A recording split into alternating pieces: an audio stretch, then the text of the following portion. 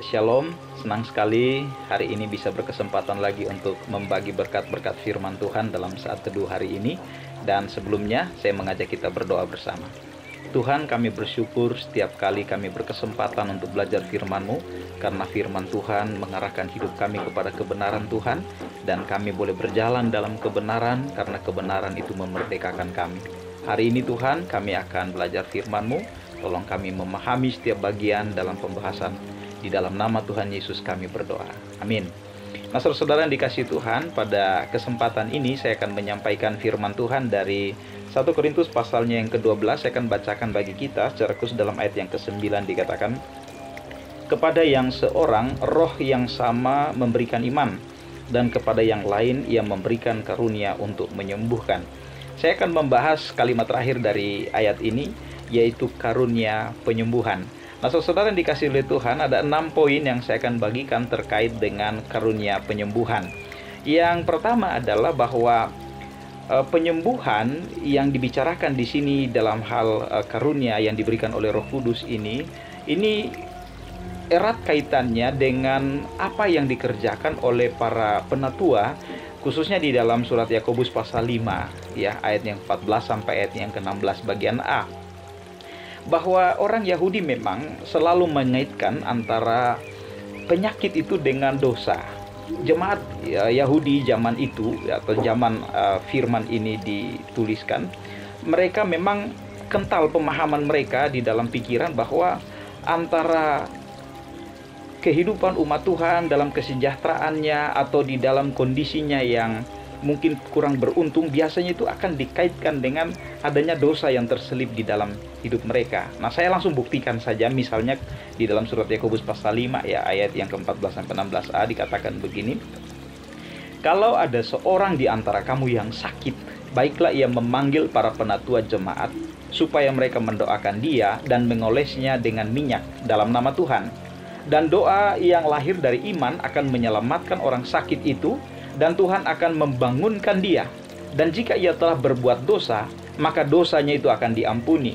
Lalu kemudian ayat 16a, karena itu hendaklah kamu saling mengaku dosamu dan saling mendoakan supaya kamu sembuh. Nah, itu penggalan ayatnya.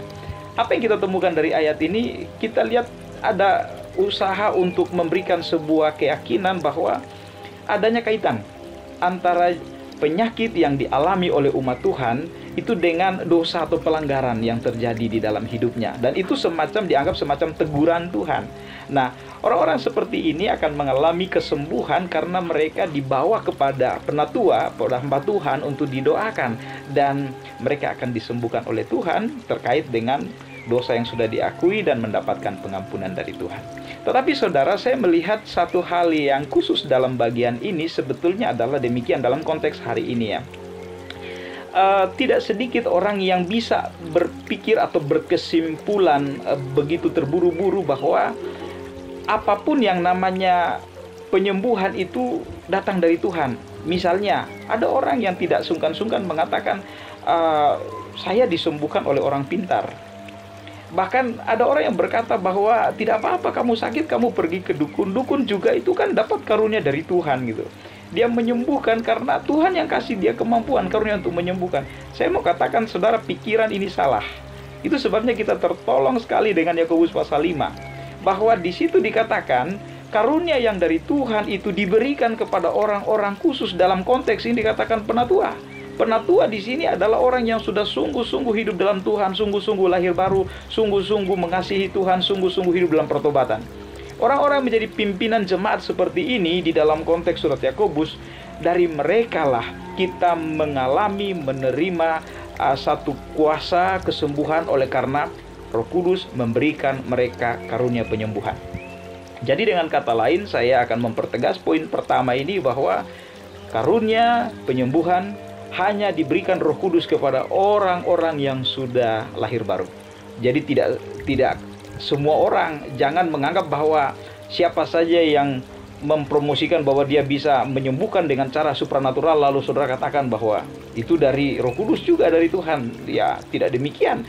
Dan kalaupun dia beragama Kristen, itu bukan jaminan. Bisa jadi dia tidak menggunakan karunia Roh Kudus dalam menyembuhkan, tetapi mungkin ada kuasa spiritual lain yang dia gunakan untuk bisa menyembuhkan, sehingga kita berhati-hati melihat kehidupannya. Apakah dia adalah seorang yang di dalam syarat Yakobus sudah sungguh-sungguh hidup dalam Tuhan seperti penatua yang dibicarakan di sini. Tetapi juga tidak semua penatua menerima atau memiliki karunia kesembuhan itu. Hanya mereka yang sungguh-sungguh memang sudah lahir baru. Sehingga saudara, poin yang kedua saya langsung kaitkan dengan itu adalah bahwa setiap orang yang percaya dan sudah sungguh-sungguh lahir baru pasti akan diberi Tuhan satu karunia. Nah, itu tidak mesti juga karunia kesembuhan. Tetapi orang yang sudah lahir baru pasti akan diberi Tuhan satu karunia. Untuk apa? Itu pertanyaannya. Untuk menunjukkan di mana bagian dia, di mana tempat pelayanannya di dalam tubuh Kristus. Jadi karunia diberikan Tuhan kepada setiap orang yang sudah lahir baru, itu sebetulnya untuk menunjukkan bidang mana di dalam hidupnya, di dalam anggota tubuh Kristus, dia dapat melayani Tuhan dengan maksimal di bagian itu. Nah, itu poin yang kedua. Lalu poin yang ketiga terkait dengan karunia pada hari ini yang saya akan bahas adalah bahwa saya percaya karunia penyembuhan itu dianugerahkan Tuhan khusus untuk menolong mereka yang biasanya sudah tidak tertolong lagi oleh keahlian seorang dokter. Salah satu contoh yang kita lihat adalah pada saat seorang perempuan yang sakit perdarahan sudah 12 tahun, bahkan sudah dihabiskan banyak uang, bahkan sudah berobat ke banyak tabib, tetapi tidak lagi tertolong oleh kemampuan para tabib itu di dalam keahlian mereka. Perempuan ini datang kepada Yesus dan dia mengalami kesembuhan dari Tuhan Yesus. Dan kita juga tahu bersama bahwa karunia kesembuhan memang diberikan Tuhan untuk menolong orang-orang yang kadang-kadang secara medis tidak lagi bisa tertolong. Nah, itu prinsip yang ketiga. Itu yang hal ketiga yang saya mau bagikan. Lalu kemudian hal yang keempat, saudara, adalah bahwa karunia penyembuhan ini juga diperuntukkan bagi mereka yang mengalami sakit non-medis. Apa itu sakit non-medis? Di dalam Alkitab diajarkan beberapa kali Yesus menyembuhkan orang sakit, tetapi itu sakit non-medis, yaitu sakit yang disebabkan oleh kuasa kegelapan. Ada orang yang sakit berobat kemudian tidak sembuh dengan semua obat-obat dari dokter yang dia minum karena mungkin dia mengalami sakit akibat disantet orang atau kena guna-guna dan lain sebagainya. Nah, penyakit semacam ini memang membutuhkan penyembuhan dari orang-orang yang memiliki karunia kesembuhan dari Roh Kudus. Nah, itu yang mungkin kita bisa pahami untuk poin yang keempat, yaitu orang-orang yang disakiti oleh roh jahat dan mereka harus disembuhkan dengan cara yang bukan secara medis, yaitu dengan pelayanan melalui karunia kesembuhan demikian. Lalu kemudian yang kelima yang saya mau bagikan sebagai prinsip dalam poin ini adalah dalam memahami karunia kesembuhan, Roh Kudus, saudara, di dalam Keluaran pasal 31 ayat 1 sampai ke 3 diceritakan memberi kepada orang percaya berbagai keahlian. Termasuk saya percaya juga keahlian yang dimiliki oleh setiap dokter itu adalah pemberian daripada Tuhan. Sehingga orang yang sungguh-sungguh taat di dalam Tuhan, orang yang sungguh-sungguh beribadah saleh kepada Tuhan, saya yakin kalau dia sakit, dia akan ke dokter. Pergi berobat ke dokter itu tidak menunjukkan bahwa saudara kurang beriman atau kurang taat kepada Tuhan. Saya bacakan satu bagian yang saya sebutkan tadi di dalam kitab Keluaran pasalnya yang ke-31 ayat 1 sampai ke 3. Berfirmanlah Tuhan kepada Musa, "Lihat, telah kutunjuk Bezalel bin Uri bin Hur dari suku Yehuda, dan telah kupenuhi dia dengan roh Allah, dengan keahlian dan pengertian dan pengetahuan dalam segala macam pekerjaan." Terus perhatikan, ada kata roh Allah di situ. Artinya bahwa Roh Kudus memberikan keahlian kepada orang-orang percaya, bahkan juga mungkin saya berani katakan bahwa keahlian yang dimiliki oleh manusia tidak harus dia percaya itu juga datang dari Tuhan. Karena itu tidak dengan sendirinya. Tuhanlah memberikan bakat, memberikan keahlian, memberikan talenta-talenta dalam diri seseorang. Hanya bedanya, setiap talenta, setiap keahlian yang dipersembahkan khusus untuk kemuliaan Tuhan, itu kemudian menjadi karunia bagi orang itu untuk bisa melayani Tuhan. Tetapi datangnya dari sumber yang sama, yaitu datang daripada Tuhan. Jadi saudara dikasih oleh Tuhan, maksudnya adalah bahwa jangan menganggap bahwa kalau orang pergi berobat ke dokter itu menyalahi kitab suci, tidak. Keahlian seorang dokter pun dikaruniakan oleh Roh Kudus, dikaruniakan oleh Tuhan. Saya berani katakan itu berdasarkan Keluaran pasal 31 ayat 1-3. Nah, jadi orang percaya, orang beriman kepada Tuhan lalu tidak mau berobat ke dokter, saya hanya berdoa saja, ya itu adalah keputusan yang saya kira kurang berpikir komprehensif. Dia harus mengakui bahwa Tuhan memberikan keahlian di dalam bidang profesi tertentu, khusus dalam hal kesehatan, juga untuk menolong manusia mengalami sakit, mengalami kesembuhan daripada Tuhan. Nah, saudaraku yang dikasih oleh Tuhan, yang keenam yang saya mau sampaikan adalah bahwa sifat daripada karunia Roh Kudus itu adalah bersifat khusus. Tadi di dalam bacaan, yaitu di dalam surat 1 Korintus pasal 12 itu ayat yang ke-11 ya, dikatakan begini, tetapi semuanya itu dikerjakan oleh Roh yang satu dan yang sama, yang memberikan karunia kepada tiap-tiap orang secara khusus seperti yang dikehendakinya.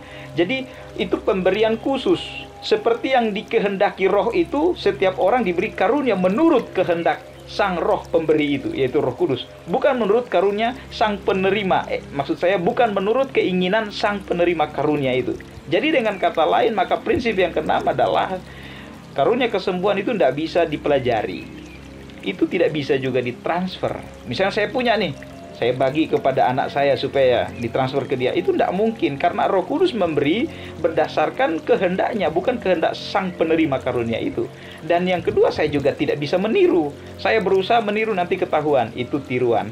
Dan saudara, saya janji tadi cuma 6, tetapi sebetulnya ada hal penting lain lagi, yaitu hal yang ketujuh saya tambahkan sebagai poin untuk merenungkan karunia kesembuhan ini. Begini, ada orang yang mengatakan bahwa kalau kamu belum sembuh atau tidak sembuh, sudah berdoa begitu lama, itu karena kurang imanmu. Saya tidak setuju dengan poin ini. Tidak bergantung kepada iman seseorang. Saudara dikasih oleh Tuhan, jawaban Tuhan terhadap pergumulan doa seseorang untuk mengalami kesembuhan dari Tuhan, itu mungkin adalah ujian Tuhan bagi hidupnya, untuk dia dalam waktu yang panjang dia masih bergumul dengan Tuhan. Tetapi jangan pernah dianggap bahwa karena imannya sedikit, imannya kecil, kurang beriman, makanya berdoa kamu belum mengalami kesembuhan dari Tuhan.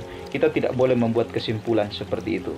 Saudara, iman kita tidak bisa mengatur Tuhan, tetapi Tuhan berdaulat. Dan iman sebesar biji sesawi sebesar biji sesawi itu pun bisa memindahkan gunung kok katanya. Jadi tidak ada persoalan takaran iman di sini. Pada saat orang bergumul segera sembuh atau belum. Kiranya Tuhan memberkati kita dengan poin-poin ini dan kita mengerti apa arti karunia kesembuhan. Mari kita berdoa. Kami bersyukur Tuhan untuk kebenaran yang mencerahkan kami. Biarlah kami menjadi orang Kristen yang mengerti betul apa itu karunia kesembuhan. Dan kami percaya sampai hari ini karunia itu masih diberikan Roh Kudus bagi orang percaya untuk menolong sesamanya di dalam tubuh Kristus dan memberikan dia satu pimpinan tentang di mana bagiannya untuk melayani Tuhan dalam tubuh Kristus. Terpuji namamu Bapa, di dalam nama Yesus Kristus Tuhan kami yang hidup kami berdoa. Amin.